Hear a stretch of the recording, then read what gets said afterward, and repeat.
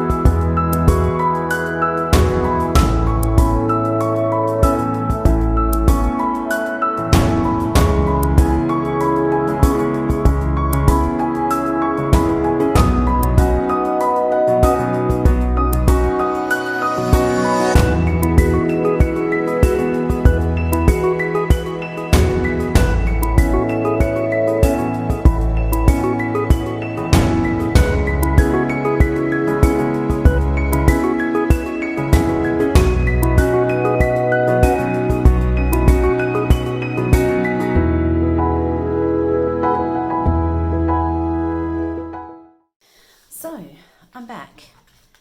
These are my finished cards. Now, what did I learn about those stencils? They are a lot of fun. I did have a little play off camera without the stamp and just use the stencils. And again, you don't even need the stamp. They just make some beautiful colour blends. So I've used the Altenew inks. I've really used any kind of colour. I've tried to make sure that obviously when you layer pink and yellow, you end up with a bit of orange. When you layer blue and yellow, you end up with a bit of green. So you need to be a little bit mindful of your colour blends. But apart from that, they've blended beautifully. You don't even need the stamp.